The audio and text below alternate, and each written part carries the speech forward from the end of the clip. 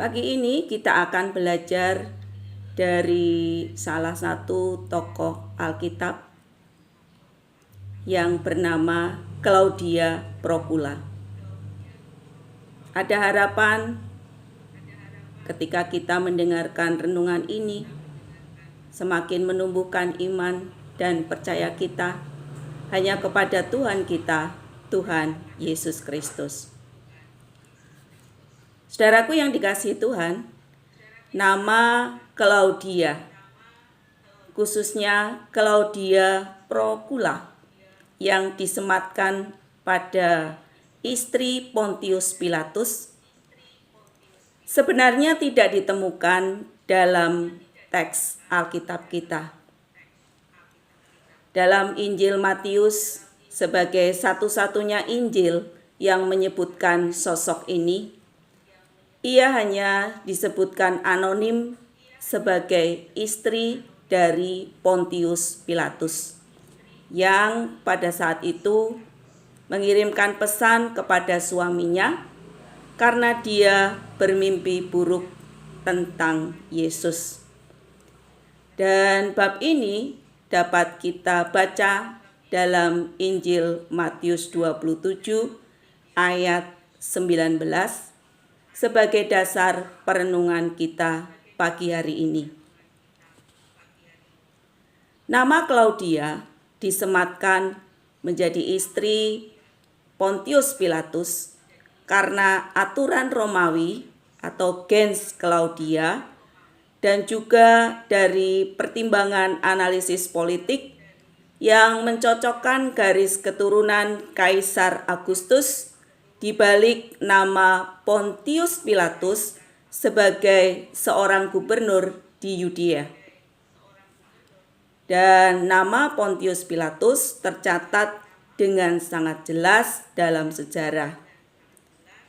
Nama Pontius Pilatus bukan sekedar cerita atau tokoh mitologi, tokoh yang hanya sekedar mitos, melainkan Pontius Pilatus adalah sebuah figur sejarah yang nyata yang hidup pada abad pertama Masehi, yang keberadaannya didukung oleh bukti-bukti arkeologi dan juga catatan sejarah kuno di luar Alkitab kita.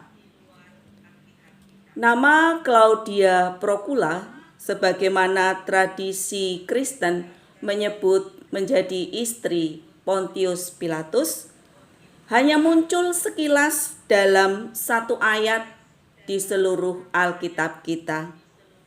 Namun intervensinya yang berani di tengah riuhnya pengadilan Yesus dan juga cerita tentang penyaliban Yesus meninggalkan jejak perenungan yang mendalam bagi kita. Mari Bapak Ibu dan saudaraku yang dikasihi Tuhan, kita mengambil waktu sejenak untuk merenungkan kisah di balik istana Yudea.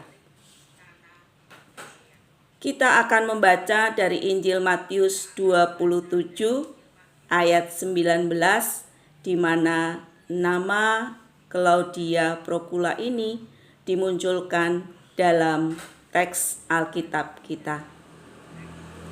Matius 27 ayat 19.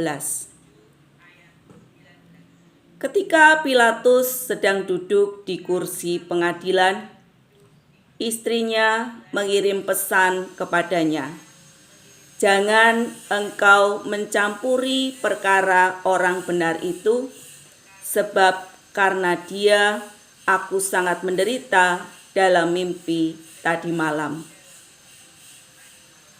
Mari kita membayangkan suasana di pagi itu, peristiwa penyaliban Tuhan, rangkaian peristiwa dari perjalanan penyaliban Tuhan kita, Tuhan Yesus Kristus.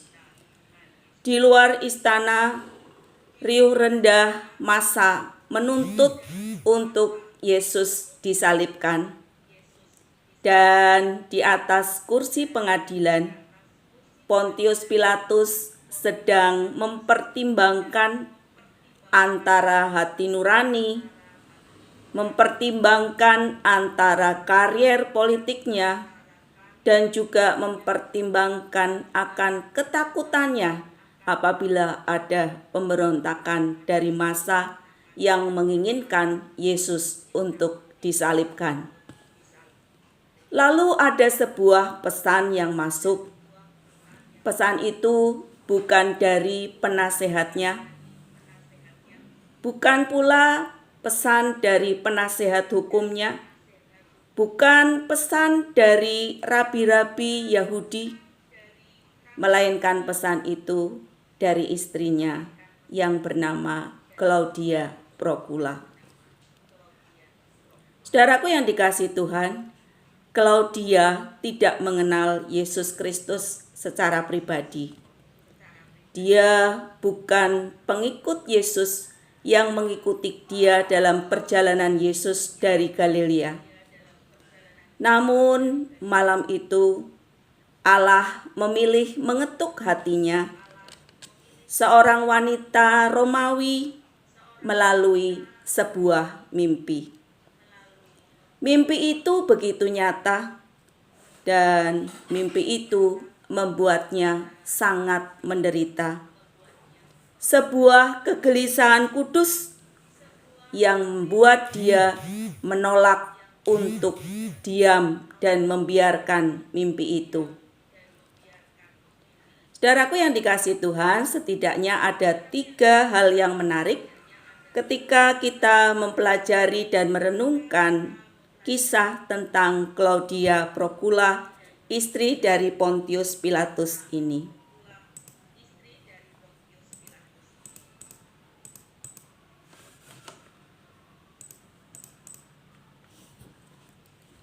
Yang pertama adalah keberaniannya menyuarakan kebenaran di tengah arus di zaman suara perempuan hampir tidak memiliki bobot hukum, dan juga di tengah-tengah ketegangan politik yang terjadi pada waktu itu yang panas, tetapi Claudia berani untuk mengirimkan pesan kepada suaminya Pontius Pilatus yang pada waktu itu sedang bersidang. Dia tidak memilih untuk aman. Dia memilih menyuarakan kebenaran, dan tadi disebutkan dalam bacaan firman kita, Claudia menyebut Yesus sebagai orang benar itu. Refleksi untuk kita bahwa seringkali kita memilih diam karena takut untuk dikucilkan atau ketakutan akan merusak sebuah harmoni.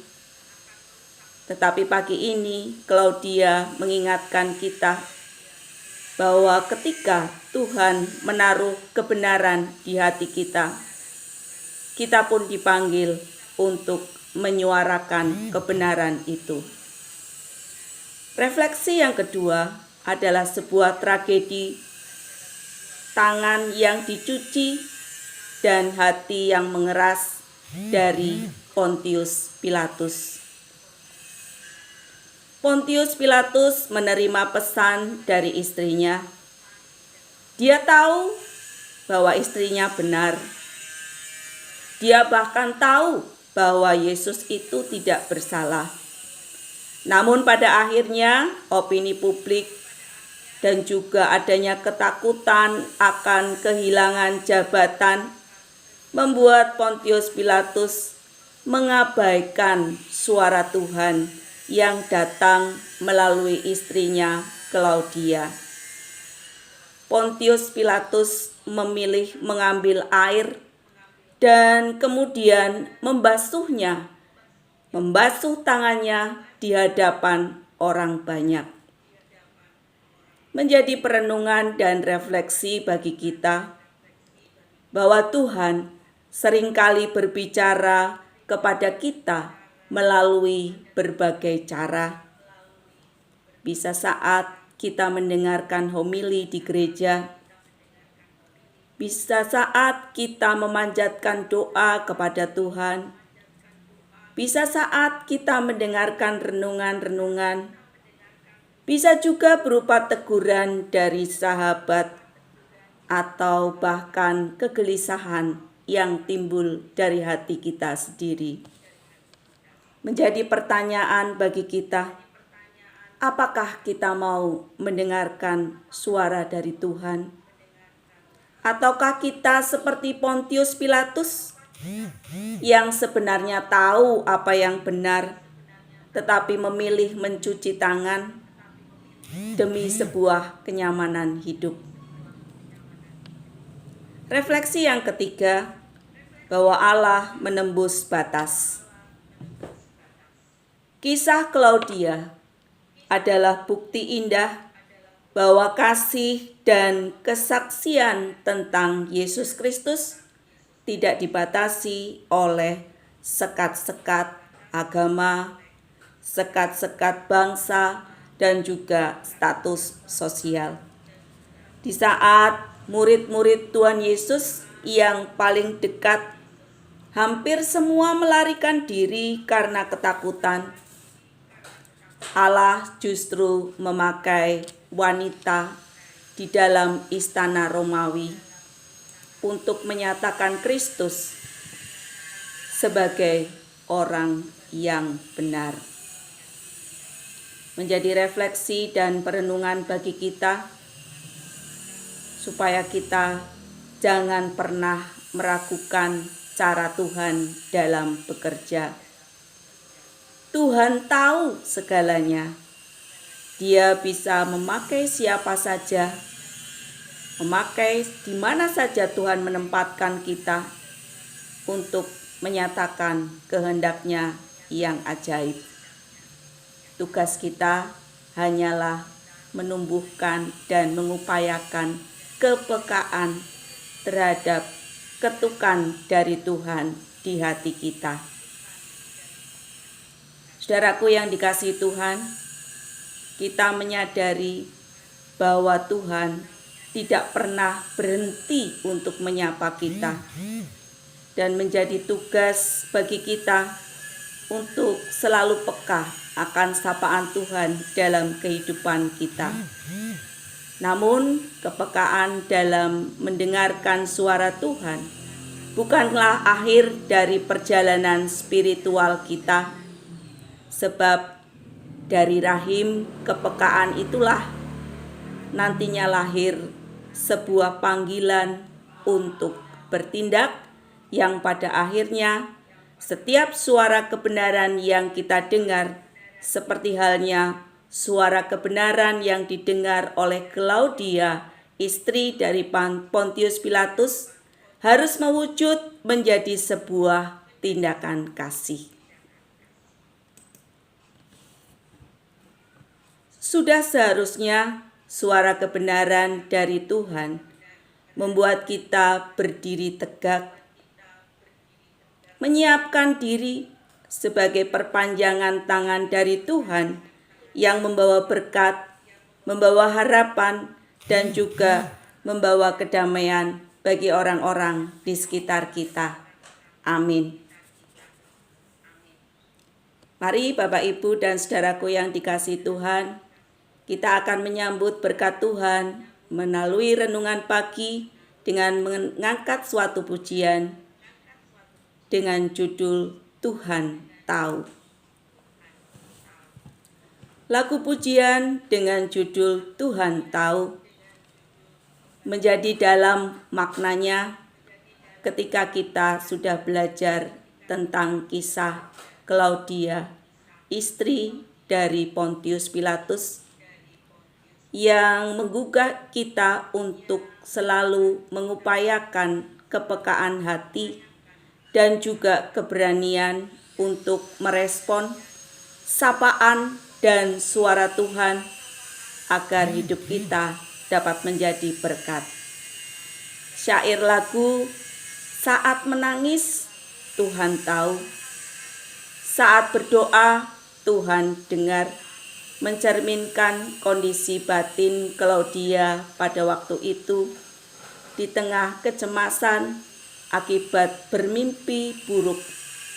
Dan syair lagu "Saat Percaya Tuhan Bekerja" menjadi sebuah simbol keputusan dari Claudia istri Pontius Pilatus bahwa ia memilih untuk percaya pada pesan ilahi yang datang dalam mimpinya, yang kemudian menumbuhkan keberanian untuk bertindak, mengirim pesan darurat kepada suaminya Pontius Pilatus, dan melalui tindakan iman ini Tuhan bekerja melalui mulut Claudia istri Pontius Pilatus untuk mencatat sebuah kesaksian yang abadi hingga kini di dalam kitab suci bahwa Yesus adalah orang benar.